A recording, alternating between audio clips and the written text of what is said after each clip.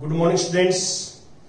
आज हम 10th class में जो लेक्चर्स में पढ़ाएंगे आपको वो 3.5 एक्सरसाइज के कुछ डाउट्स क्लियर करेंगे आपके साथ। Question number 2 part second, question number 2 part second exercise 3.5।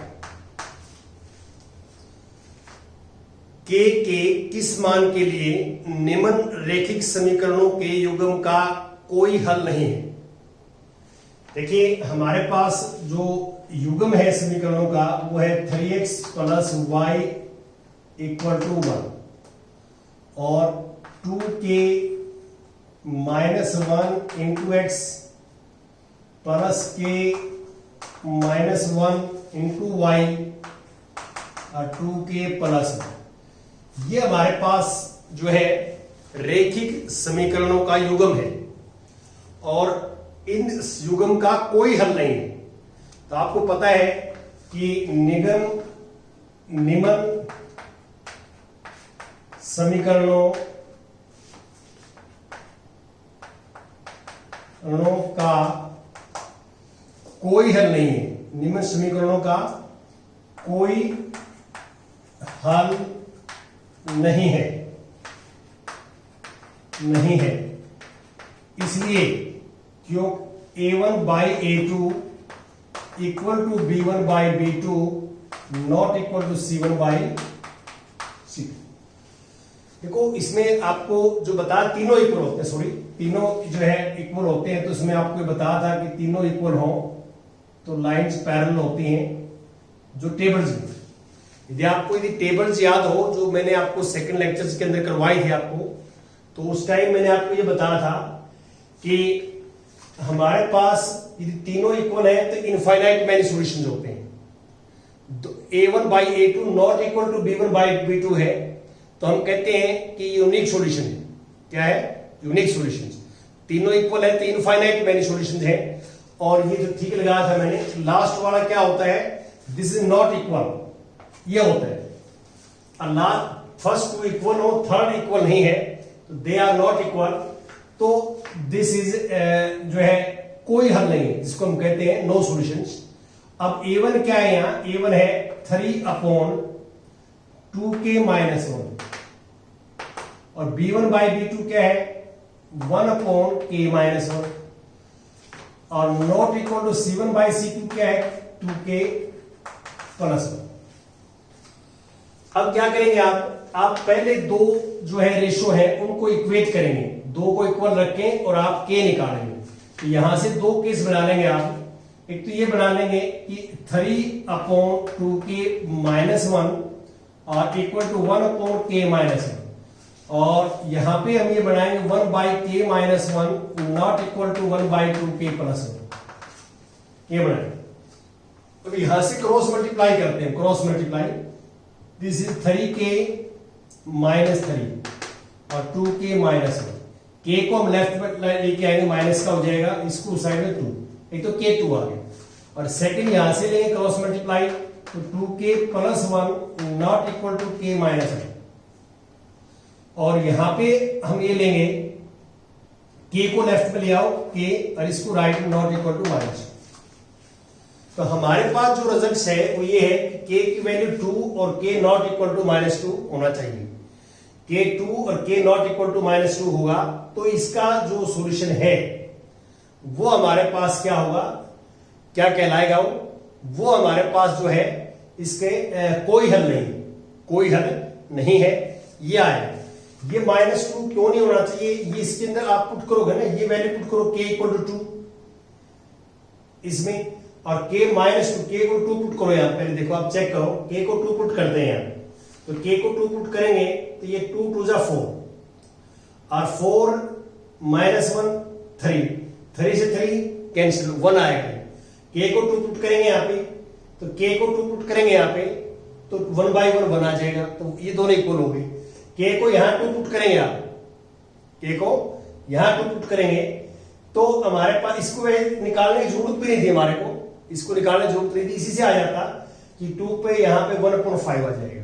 तो k इक्वल टू 2 के ऊपर जो है ये हमारे पास इसके नो सॉल्यूशन होगा। सॉरी नो सॉल्यूशन होगा k इक्वल टू 2 पे।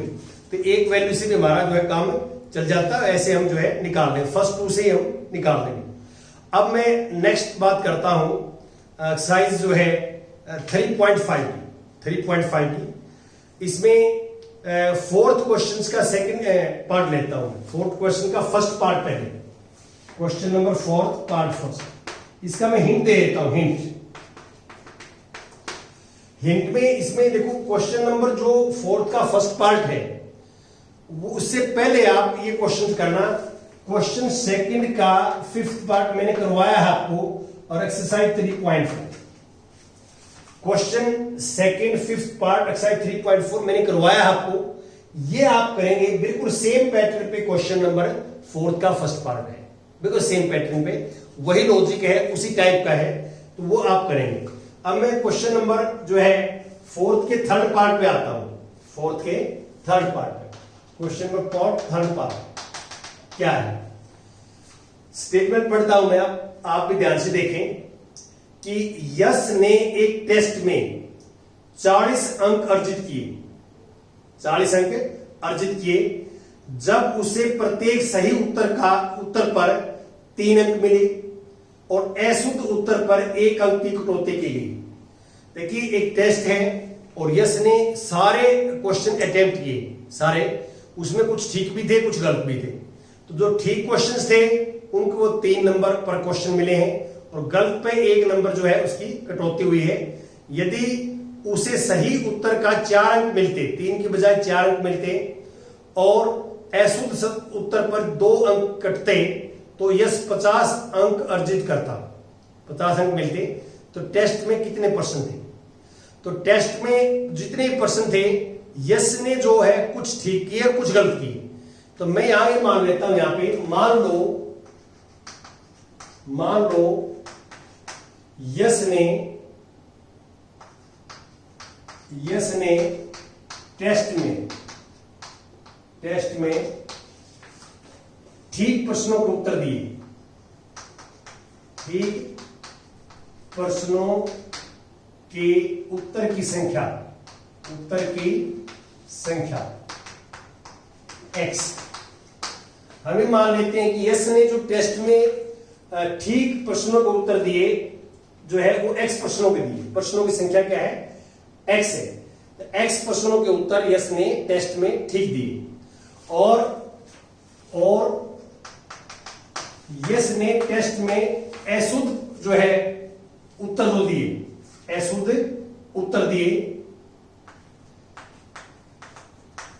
उत्तर दिए y। तो हमने ये मान लिया कि यश ने टेस्ट में जो है प्रश्नों के अशुद्ध उत्तर दिए, प्रश्नों के अशुद्ध उत्तरों की संख्या, कितने प्रश्नों के अशुद्ध उत्तर दिए उसने? y प्रश्नों के अशुद्ध दिए और x प्रश्नों के ठीक दिए। तो यहां प्रश्न के अनुसार लिखेंगे हम, प्रश्न के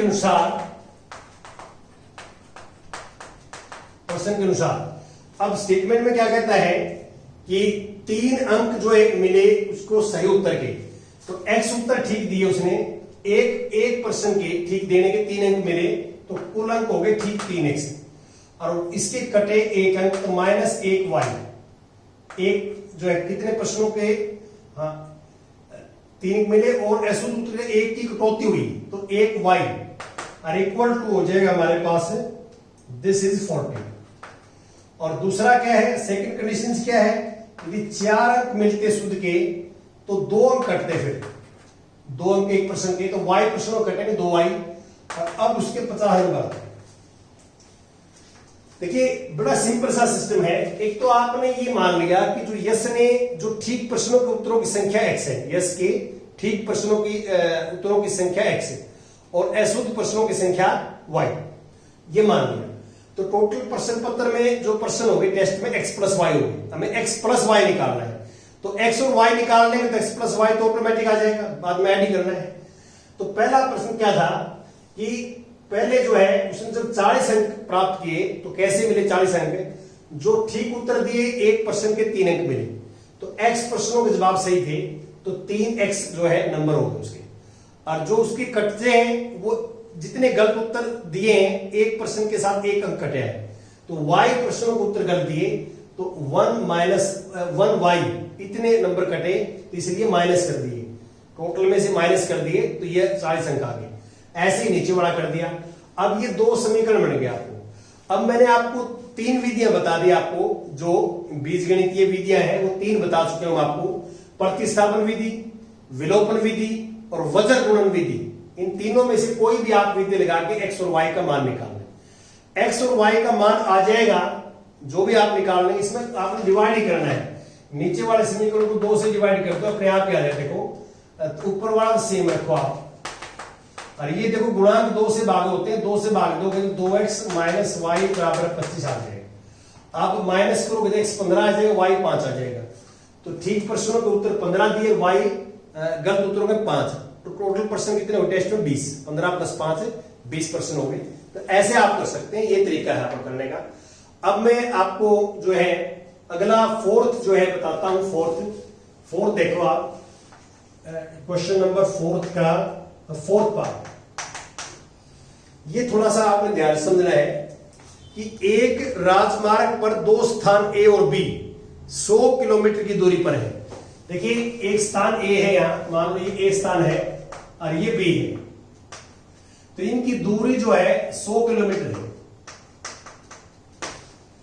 आपस में 100 किलोमीटर की दूरी है। एक कार ए से, एक कार यहां है, ए से स्टार्ट होती है, और दूसरी कार बी से एक ही समय पर चलना प्रारंभ करते हैं। एक समय का मतलब क्या है? सेम टाइम पे चलते हैं, सेम टाइम पे चलती हैं। ए और बी पे से सेम टाइम पे कार चलना प्रारंभ करती हैं। यदि ये कारें भिन्न भिन्न चालों से एक ही दिशा में चलती हैं, मान लो ये जो ए बिंदु से जो कार चलती है उसकी मान लेता हूं x किलोमीटर प्रति घंटा, और जो बी बिंदु पे जो कार है उसकी जो गति मान लेता हूं, चाल मान लेता हूं y किलोमीटर प्रति घंटा। बुक में लिखा है कि इनकी चाल भिन्न भिन्न है, तो जो ए बिंदु पे कार है उसकी चाल क्या मान ली मैंने? x किलोमीटर प्रति घंटा। आप लिखेंगे ये चीज। और जो बी बिंदु पे कार है उसकी चाल क्या है? y किलोमीटर प्रति घंटा है। अब ये कहता है कि एक ही दिशा में चले। मान लो सपोज करता हूं कि ये भी कार इस साइड में चले, ये भी कार इस साइड में चले आगे रोड पे, तो ये स्पीड ज्यादा होगी, ये कम होगी, ऑटोमेटिक मीनिंग है, तभी ये पीछे वाली कार उसको पकड़ पाएगी। तो ये दोनों कारें एक ही दिशा में चलती हैं, दोनों कारें इस दिशा में चलती हैं, तो 5 घंटे बाद इकट्ठी मिलती हैं। 5 घंटे बाद, तो 5 घंटे बाद चाल तो मैंने मान ली, और टाइम 5 घंटे दे रखे है, तो 4 गुणा में समय क्या होता है? डिस्टेंस। 4 गुणा में समय क्या होता है? डिस्टेंस। तो एक तो ये फार्मूला यूज करेंगे हम, और 5 घंटे बाद मिल जाती हैं। इसके बाद आपकी बुक में ये लाइन में लिखी हुई, ये लिख लेना, दोनों एक ही दिशा में चलती हैं तो 1 घंटे पश्चात मिलती हैं। दोनों एक ही दिशा में चले, देखो दोनों एक ही दिशा में चलती हैं तो हमारे कितने घंटे लगते हैं? 5 घंटे बाद मिलती हैं। और दोनों अपोजिट चले, देखो ए इस साइड में चले, बी इस साइड में चले, ए इस साइड में, बी साइड में चले, तो 1 घंटे बाद मिल जाती हैं। वो जो दोनों जो है 1 घंटे के बाद विपरीत दिशा में चलती हैं, तो दोनों 1 घंटे के बाद मिल जाती हैं।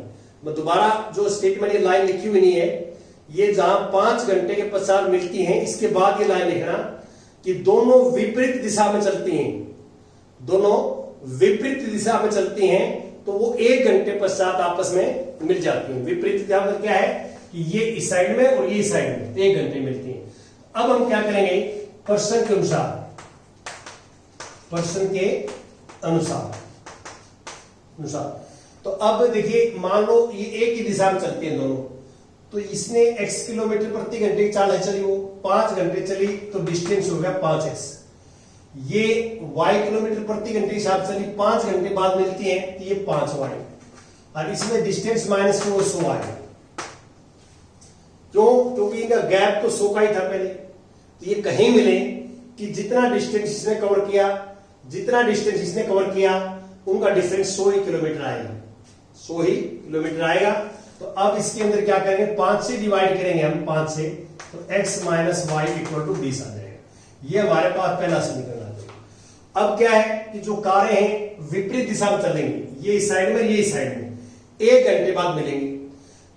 ये x किलोमीटर प्रति घंटे की चाल चल रही है, घंटा देखो प्रति घंटा, 1 घंटे में x चली वो तो x, और ये घंटे में y चली y, तो 1 घंटे में 1 into x है, 1 into x, 1 घंटा x किलोमीटर चली वो, y kilometre equal to 100 kilometre. ये दूसरा समीकरण है।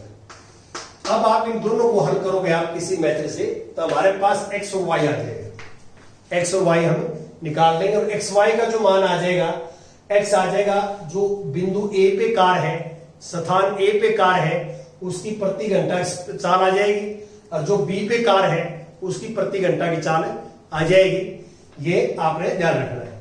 तो ये बड़ा आसान सा काम है। ये आपने ऊपर मान जरूर लेना है कि मान लो जो स्थान A पे कार है उसकी चाल x किलोमीटर प्रति घंटा है, मान लो जो स्थान B पे कार है उसकी चाल y किलोमीटर प्रति घंटा है, फिर प्रश्न के अनुसार लेके चलना है। तो आप ये थोड़ा समझ गए होंगे कि हमारा क्वेश्चन ये है कि पहले तो कार A की दिशा में चलेंगे, जैसे ये कार जो है A वाली कैसे चलेगी, B वाली उसे वैसे चलेगी, तो ये रोड पर चलती जाएंगे और 5 घंटे बाद मिल जाएंगे। तो मान लो सपोज करते चलते यहां मिलेगी, वो यहां मिलेगी, तो यहां से लेकर यहां तक की जो दूरी है वो इस कार ने तय करी, और यहां से यहां तक की दूरी जो है बी ने करी, तो यहां से यहां तक की दूरी में पीछे वाली माइनस करोगे तो ये आएगा बीच में। मेरी बात समझे ना, यहां से लेकर यहां तक की दूरी क्या है 5x, और यहां से लेकर यहां तक की दूरी क्या है 5y, तो यहां से यहां तक की दूरी में ये पीछे वाली माइनस कर दोगे तो क्या बचेगा 100 किलोमीटर, तो 100 किलोमीटर ये लिखा होगा। या आप थोड़ा ग्राफ बना के सोच सकते हैं कि ऐसे माइनस किया हुआ है। और दूसरी कंडीशन में क्या चली कि कार ए वाली तो ऐसे चलेगी, बी वाली यहां इस डायरेक्शन में विपरीत डायरेक्शन में आएगी, बी वाली दूसरी कंडीशन में विपरीत डायरेक्शन में हो जाएगी। तो 1 घंटे में इसने x किलोमीटर तय किया, इसने y, 1 घंटे बाद मिल जाती है, तो x प्लस वाई हमारे पास 100 किलोमीटर हो जाएगा। तो ये दोनों समीकरण बना के आप इनको हल कर सकते हैं। अब 5वें का और मैं आपको जो है बताता हूं 5वें में कैसे करना है। 5th में ये है कि एक आयत का क्षेत्रफल 9 वर्ग इकाई कम हो जाता है। एक आयत का क्षेत्रफल 9 वर्ग इकाई कम हो जाता है यदि उसकी लंबाई 5 इकाई कम कर दी जाती है और चौड़ाई 3 इकाई बढ़ा दी जाती है। यदि हम लंबाई को 3 इकाई और चौड़ाई को 2 इकाई बढ़ा दें तो क्षेत्रफल 67 वर्ग इकाई बढ़ जाता है। तो आयत की विमाएं ज्ञात कीजिए। विमाएं होती है लंबाई और चौड़ाई। तो मैं ये आयत बनाता हूं, यहां देखिए आयत, ये मैंने आयत बना दी। तो इसकी लंबाई x है, चौड़ाई y है जो है, और ये किसमें है वो भी वर्ग इकाई में, ये इकाई में है, इकाई, ये भी इकाई में है। तो हम ये मान लेते हैं, मान लो आयत की लंबाई x इकाई और मान लो आयत की चौड़ाई y इकाई, ये मान लेते हैं। हम प्रश्न के अनुसार लिखेंगे। प्रश्न के अनुसार आपको पता है कि आयत का क्षेत्रफल क्या होता है, लंबाई गुणा में चौड़ाई। तो अब हमारे पास जो है इसका क्षेत्रफल एक्चुअल में क्या आएगा, एक्चुअल में इसका क्षेत्रफल आएगा लंबाई गुणा में चौड़ाई। अब क्वेश्चन आगे पढ़ता हूं मैं। एक आयत का क्षेत्रफल 9 वर्ग इकाई कम हो जाता है, पहले से अभी इतना है, ये कम हो जाता है। कैसे? जब लंबाई को 5 इकाई कम कर दिया जाए, x को 5 इकाई कम कर दिया जाए और चौड़ाई 3 बढ़ा दी जाए। तो इसको कम कर दे, इसको है, तो ये जो है कम हो जाता है।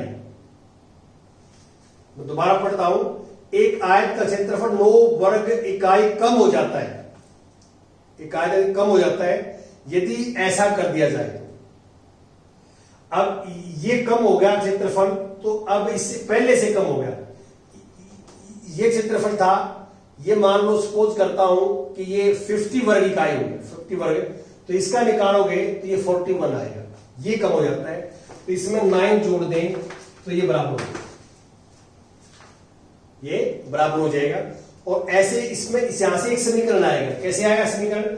आप इसकी सी गुणा करोगे। पहला देखो, x की x y के साथ xy, x के साथ 3x, इसकी सब -5y और माइनस के 15 प्लस के 9। एक्स वाई से एक्स वाई कट जाएगा, इस साइड में आगे माइनस का हो जाएगा, कट जाएगा और ये 0 बराबर है 3x माइनस 5y और ये माइनस के आ जाएगा 6 और 6 उस साइड में लेके आओगे तो पॉजिटिव हो जाएगा। तो पहला हमारे पास जो समीकरण आएगा वो ये बनेगा, तो पहला समीकरण। अब दूसरा समीकरण बनाएंगे हम। तो दूसरे में क्या कहता है, यदि हम लंबाई को 3 इकाई जो है बढ़ा दें, लंबाई को 3 इकाई बढ़ा दें और चौड़ाई को 2 इकाई बढ़ा दें। लंबाई को 3 इकाई बढ़ा दिया, चौड़ाई को भी 2 इकाई बढ़ा दिया, दोनों को बढ़ा दिया।